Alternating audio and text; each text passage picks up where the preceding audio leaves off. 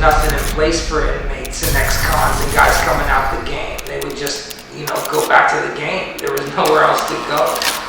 So we built something. We built a system that was not there. There was nothing in place. Those are the people who don't care. Those who do care but don't have the guts enough to stand up for it. Right versus wrong. Good versus evil. God versus the devil. What side you on? Say yes, there were men in this world who cared.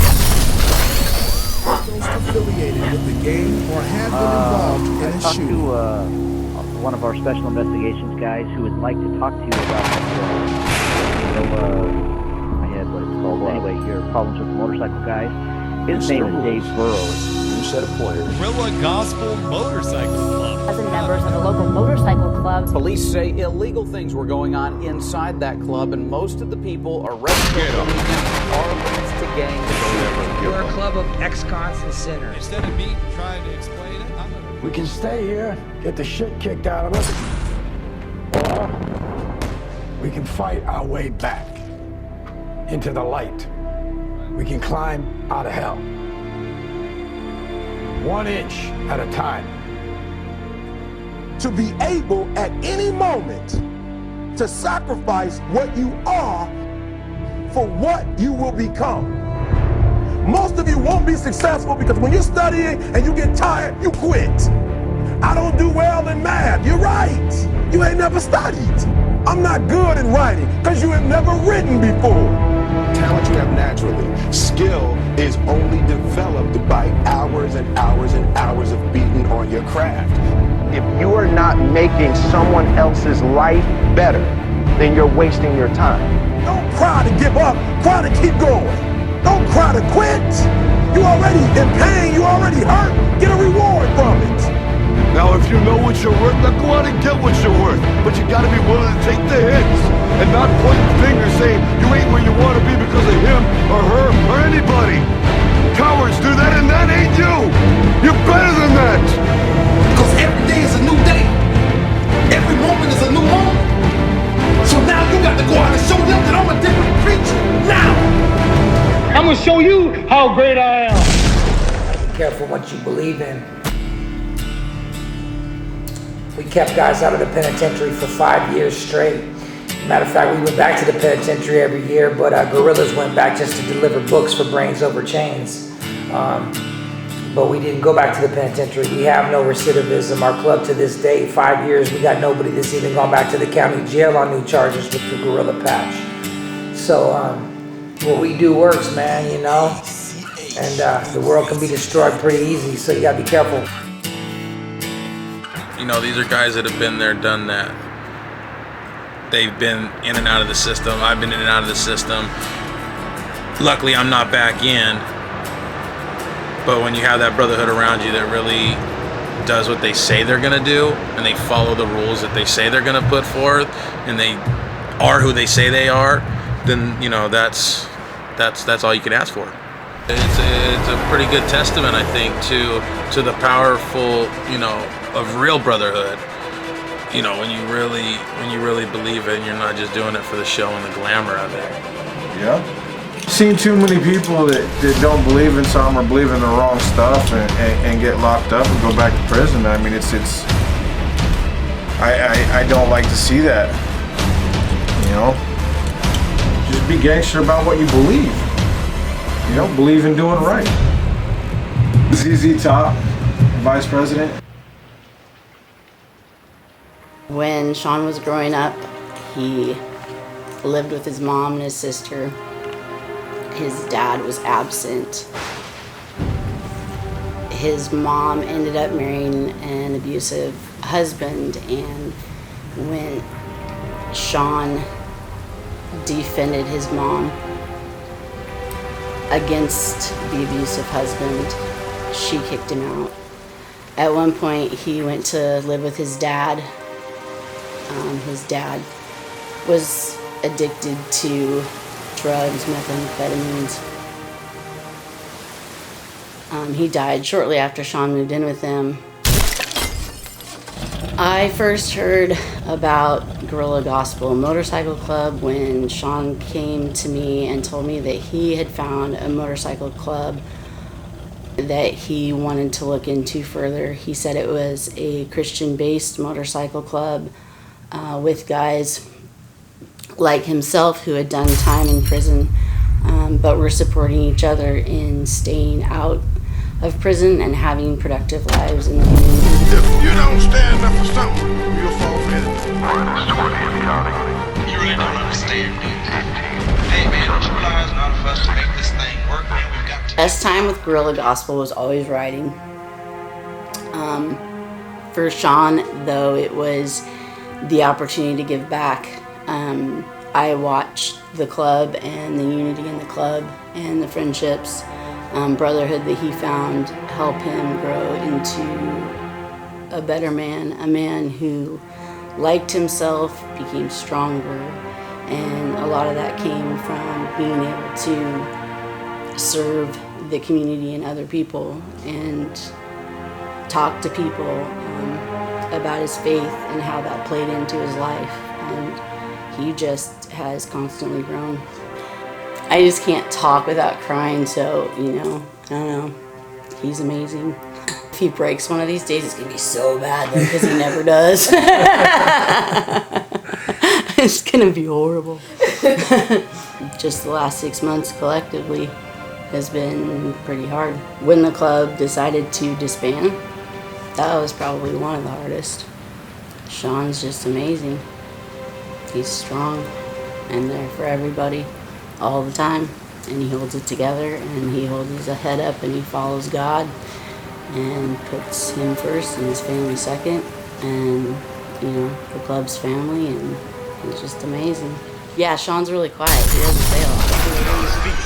We're fighting tit for tat, tooth for tooth, an eye for an eye and a life for a life. If you just stop shooting your people, it's the living dead that we have right among our midst. And if you don't like this thing, let's get ready to change it. The most powerful motivational speeches that I have ever heard came from people who told me I couldn't do something. You know why? Because when they told me I couldn't do it, I was bound and determined to show them that I could. Tell me I can't do it. I will prove you wrong. I will show you that you're mistaken, because I believe, and this is real important.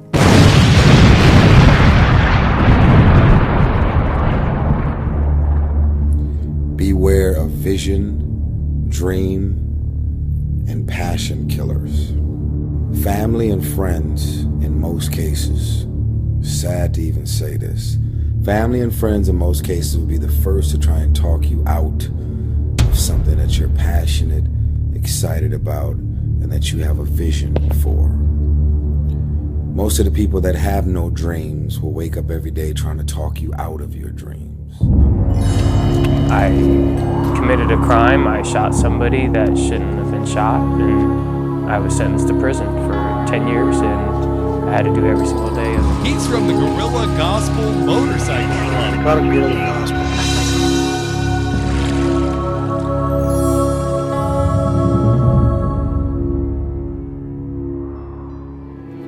You got two choices. You either change your life or you don't.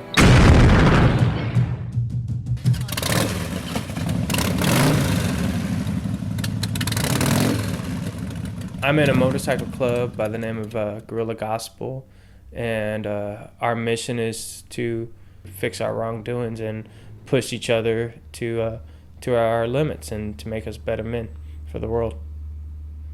I want to prove people I'm not just some dumb idiot convict. I'm a smart, educated person, and I applied for the University of Oregon, and within a few weeks I was accepted. I applied for the Lundquist School of Business Honors Program, and I got in.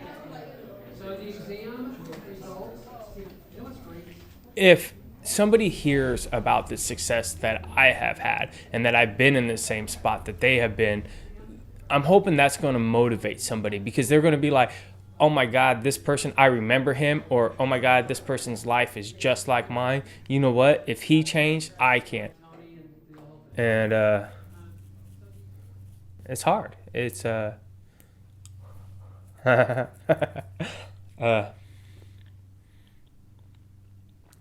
nobody likes to be a failure. Nobody likes to be looked down upon, and I think that's my biggest fear is I don't want to be looked down upon. I want to be looked at as an equal. And that's one of the things is best about Guerrilla Gospel is they were there when I was at my highest. They were with me when I was at my lowest. And now that I'm rising back to the top, they're still with me. And even just a few ex-cons, we raised over 10,000 books the very first time to give back to inmates, to help inmates, better themselves and hopefully, realize that there's something else out there in life, because we gave them nonfiction. We gave them educational books that they can learn and grow off of. That is our mission. It's just to educate people and realize that it doesn't have to be like that no more. You get a change and you get a second chance at life, so take advantage of it. And if you're willing to do it, you can do it, and it can grow from there. I see you got some Harleys back there. Out here doing it big for tone only. It is a fiasco, just like it looks.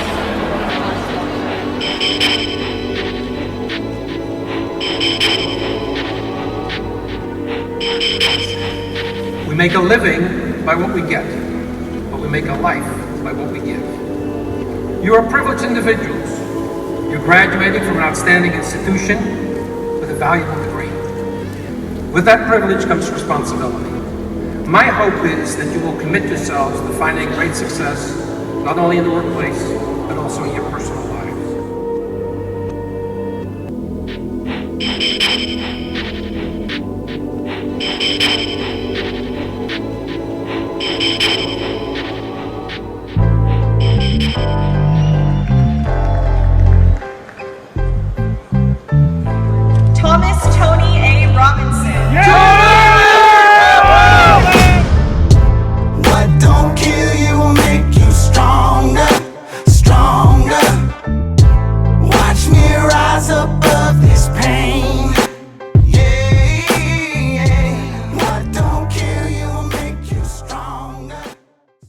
Months later, I was there on my hands and knees, not to pray, but to be arrested for ex-con and possession of a firearm and the suspicion of murdering my neighbor.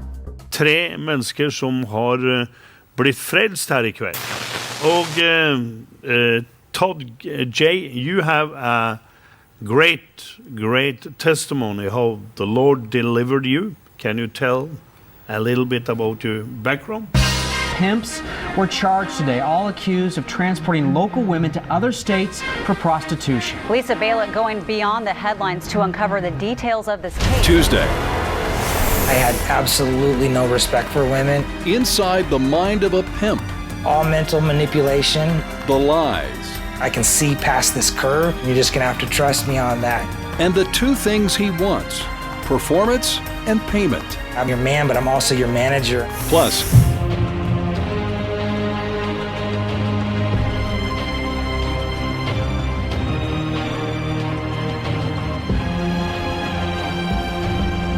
I'm with Todd G, who says 10% of life is what happens to you, the other 90% is what you do about it. I love that. You have an incredible history. What got you into this thing? By reading your, almost like a rap sheet, which is your bio.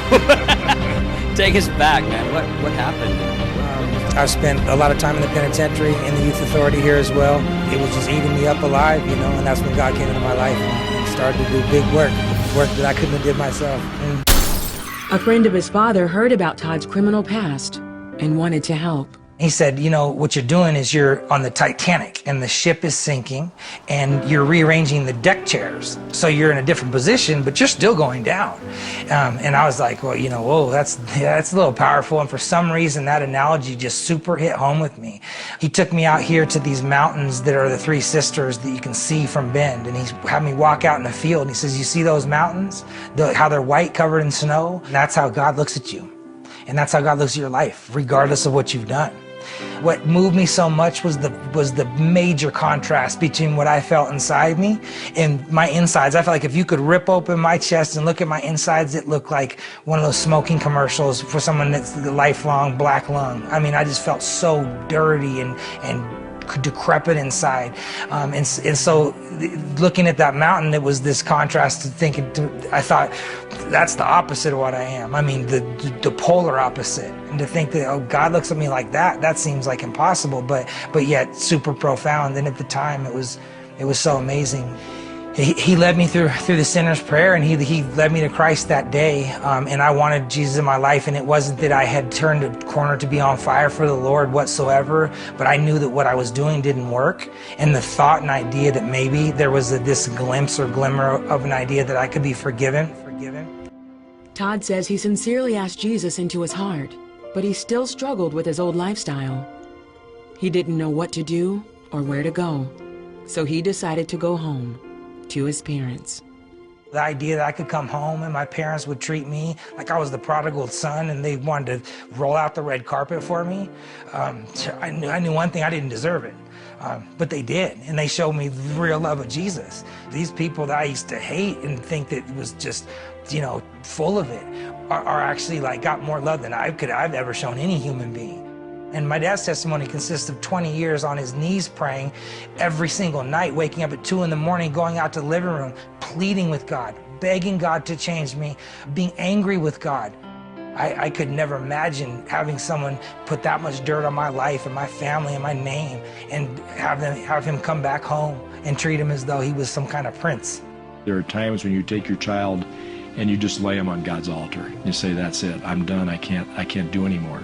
When you finally release everything and lay your child up on God's altar, I think that's when God does his best work and when we see those miracles really take place. Today, Todd is married to Sarah, and they have a son, Alonzo. I think God pursued me the same way he pursues all of us because he loves us so much. And in that way, I'm not any different than anybody else. God pursues us and continues to. He looks at us like his own children. And so there's absolutely nothing you could have ever done in life or that could have been done to you that can change that fact, that could make God love you less or make God not want to pursue you and love you and have something for you. A bunch of guys who are flawed and have sometimes horrific pasts, and when they get together, it doesn't matter anymore. What matters is the brotherhood. What matters is doing good for other people.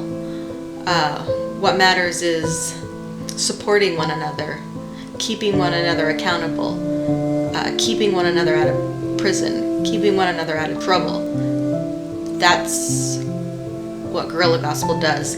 That's what Guerrilla Gospel has done for many, many men here. If you put a bunch of MC members together and you give them a mission to do something good, amazing things can come out of it.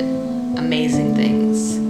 Feeding the homeless, making sure they have shelter, making sure that they have clothes, warm clothes for the winter. They collect books for people who are in jail, people who are in prison, people who don't feel like they have a future. They put the books in their hand and they help them to realize that they can read, that they can better themselves, and that when they get out, they don't have to go back. They don't have to go back. Guerrilla Gospel has a 0 recidivism rate. 0. Not one member of the motorcycle club, as a club member, has gone back to prison. That's pretty incredible.